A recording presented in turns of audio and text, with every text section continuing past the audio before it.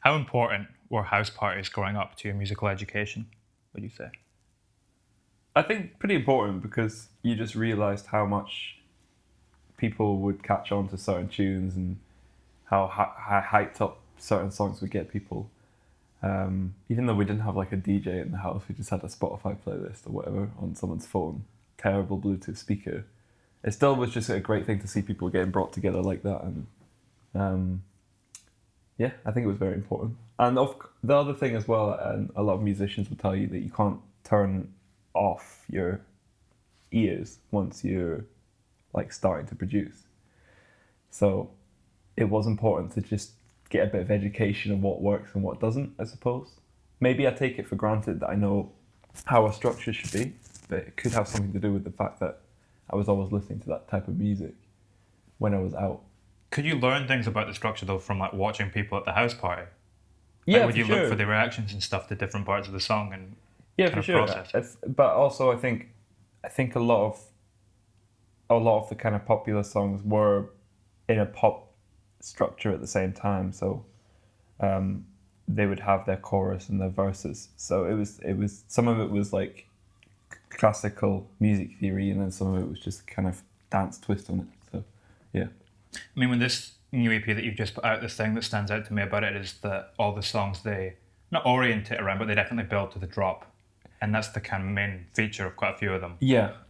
It was very it's very heavy dance music, and it's something that I like to make. It's not when I started making it. I think about over a year ago, I was listening to a lot of that stuff, and I'm not so much anymore. So I'm kind of moving past the sound now almost as soon as I put out the EP. And that's a positive thing, though. I don't know. I just wanted to. What I did want to do as well, speaking to my management, is I wanted to package it up into one and say, this isn't what I do. This is just something I've done, if you know what I mean. So you can kind of separate yourself from it as an artist. I think that was the plan. Was it always going to go out under the Magnus moniker then? Because you do have other projects that kind of Yeah, encompass a similar type of thing where you'll pick a style and you'll make music in that, but you won't put it out as. yeah, I think so. So it was. We've had plans of like other side projects and things, but no, we were just gonna put it out under that for now. Yeah. You mentioned as well that you started doing this about a year ago, or you started working on the music for this a year ago. So a lot of the ideas started over a year ago, yeah, for that house party EP, and in the meantime, I've been doing a lot of other music because obviously in our previous interview I told you I did a lot of different styles of music, so still be doing a lot of different stuff, and the different stuff is what has been getting bigger opportunities for me in the music industry as a whole. So I've kind of gravitated towards it for obviously that reason, but I actually quite enjoy it as well, which is always helpful. So I've gravitated more towards um, writing at top lines and producing at the same time sort of approach to dance music at the moment. So, In the last year or two, I remember we spoke last time about how it was quite a transformative year for you in terms of how you approached your music and the way that you framed it in your mind and what you felt like you could do with it. How did that impact the development of these 5 tracks? um, I think actually the 5 tracks were not so much in. I don't know. I think the 5 tracks were very old information from music theory stuff. I could have made them 2 years ago. Um, I think there's a lot of development that's gone under the scenes that hasn't been released yet. Let's just say that, I suppose. So the tracks for the EP were. I could have this. I have the skills. I've had the skills to make them for a few years now. But When you say yeah, into the scenes, do you mean you wrote a lot of songs to get to these 5? yeah. I mean, there was that too. There was originally 9 or something, and then we decided to whittle it down because some of them sounded like each other, and then some of them just weren't very good in the end. Um, so yeah, yeah, You've got the sample pack out again, like you did for the last EP yeah, too. yeah, But the interesting thing about this one is, if I understand it right, that it's not just the samples that were used for these 5 songs, but the samples you've used for them from the last few years when you've been experimenting within that genre. Exactly. I've not used 50, I think there's something like 50 clap samples in the sample library, and I've not used them in every track that I put out under the EP, but I've used them somewhere and they work for some things, and they might have been taken off the EP even. So it's pretty much a collection of everything that I think would work for that style that I've built up over the like last 2 years, maybe something like that. Where do you find these samples? Well, the way that obviously you can't just steal other people's. You can't just download a clap and then call it your own. But if you take several clap layers, which is if you watch the production tutorials, you'll know that I'll do that. Is that I'll like take some of the white noise area of one clap and then the kind of bassy part of the other one. I'll put them together, and technically that's your sound now, because if music is just a collection of all different sounds and it's your sound, why is not a small clap, if you know what I mean? Yeah, it's like taking a few different ingredients and making something new from them. Yeah, exactly. It's a very grey area at the same time, though, because you could distort a snare drum and technically you've processed it and turned it into your own. But if you distort a vocal melody, that's still the melody is the copyright. So it's a very grey area and something that I don't know too much about, but I think the pack's legal. Yeah. Is that something, it's interesting to think about that from like an ethical point of view as an artist. Is that something that's moved in your mind where you kind of sit with it? Because you're saying that it's quite a grey area in terms of legally, but for you on a personal level, is that something that's changed too? Well, because I'll be honest, when I was younger, I didn't have as much I didn't have as much ability to buy some music packs and sample libraries as I do now. But what I would do is download them, obviously, off torrent websites and things. They were all pretty rubbish, but I still used them at the time. So I kind of can't get angry if people do it for my one, if you know what I mean. There was a bit of that, but also I have gone across a lot of different sample libraries in the past and found similar ones from different packs. So I think if it's just a cock up, that's how it is. I think it might just be that somehow it's slipped into different packs, and there's lots of different libraries out there that have the same sounds in them. So that can happen. So it's probably happened with one of the claps if there's 50 of them. Yeah. When you're looking for a sound like that, do you go for something that feels perfect or something that feels right? Well, the way the pack was made pretty much is they have been used in making something that I've made. So I won't sit down and make a kick drum. I won't sit down and make a clap. I'll sit down and make an idea, and if it's rubbish, I'll try and mix it a little bit and push it forward, and most of the time drop it, because that's how it goes. But they've been used, and I know that they work for that sort of sound. So it's not like, like I said, it's not like I'm just sitting making clap sounds, because it's all about the context of them. Yeah. It's interesting as well, we're touching upon samples here, to think about Sanity, which has a police car kind of sound or something going on in it. I'm trying to think, there's several different effects. It's the most ridiculous production I've done, just because of the layers and stuff. I think there's even like something silly, like 8 snares. I just didn't hold off there at all. Yeah. With something like a police siren, as we say that there goes one. Does it start with a different sound and then you decide to take it out and replace it with a real world sound, or how exactly does it come about for you to pick something like that out? Honestly, there was not too much thinking about it. It's just when I'm on Splice, because people know that I use like splice.com for my samples and new samples coming in, I download pretty much anything that I like. So a police siren is cool. I just hear it and I'm like, yeah, we'll take that. And then there's ambient car sounds. I've used that. There's a snare that I like, a kick that I like. I just collect them all from multiple different genres and whatnot. And then when I'm going to make a track, I basically just scroll down Splice until I find something that I could put in. But there is another aspect to using the police siren as well, I think, because a lot of music in that style just has them in them. It's like It's like the little hi-hats from trap music or something. It's like almost a defining thing that's in them at this point.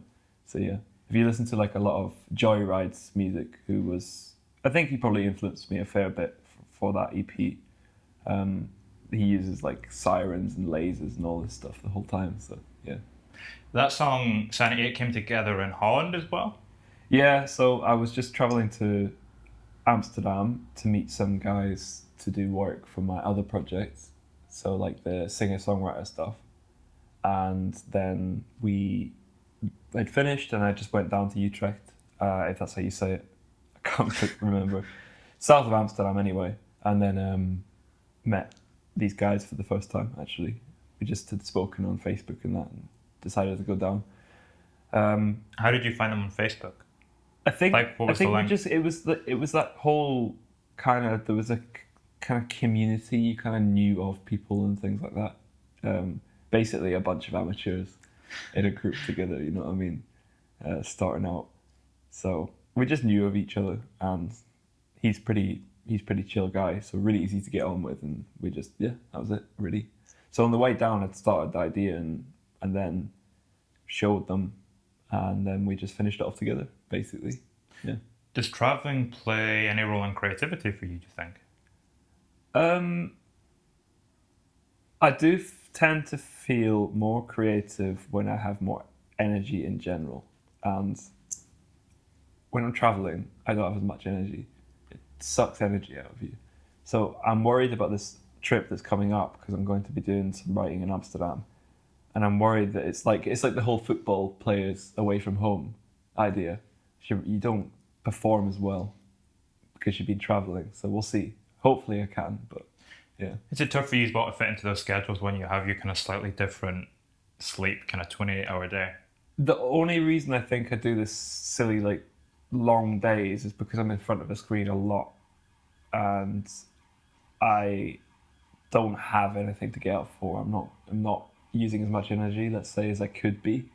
But if I was in a session, and quite often when I'm in sessions on Zoom, for example, they really do drain you, because you can't just turn off for 15 minutes. You can't say, right, I'm taking a lunch break.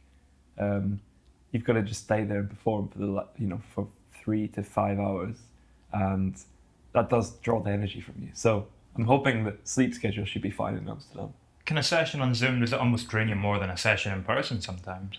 Definitely, obviously because of the technical things. Some people can't use Zoom at all.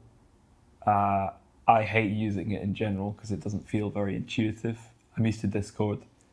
And what's the difference between Discord and Zoom? Zoom just everything's hidden behind little menus and things pop up. It's not quite as simple to use, I don't think, but people might argue otherwise.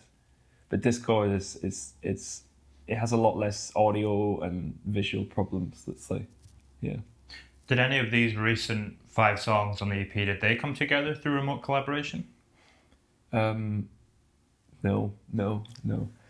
The most remote collaboration I'm doing is more on the pop side and the publishing side of things. So it's not quite this kind of music is typically just done by sending files to each other, I'd say.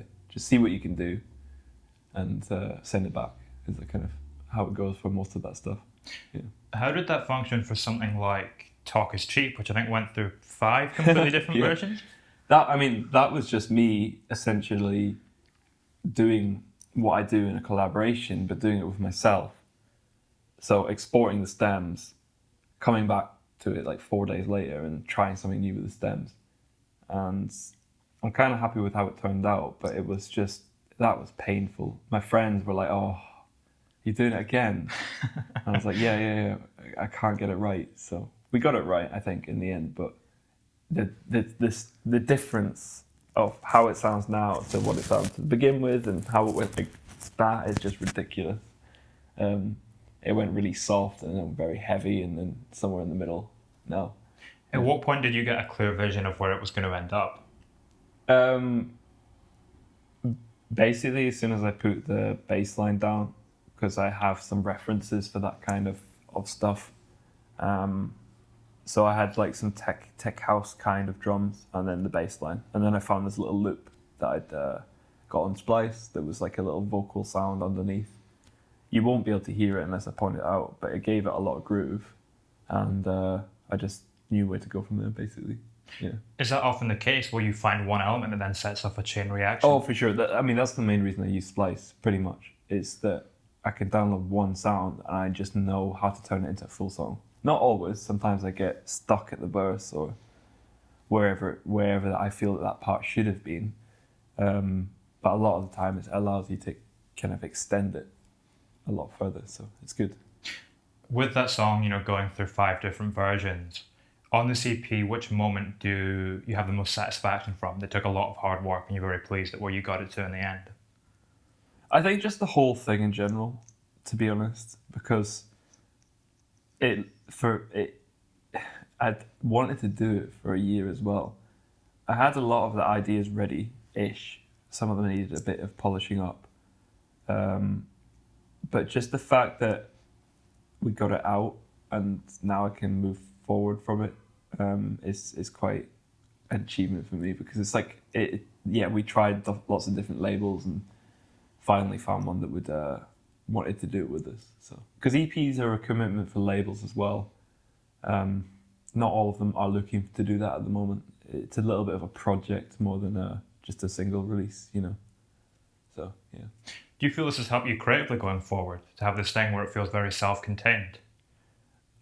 Yeah, like I said previously, I think because I'm trying to be a producer of music, being able to package something up makes me able to walk away from that sound as I wish and maybe try something else. So maybe I'll try a different EP and a different sound, like I have done pretty much a year ago. So it's definitely gives me a bit of creative freedom. Yeah. Yeah. Thank you very much, man. That's all right, don't worry.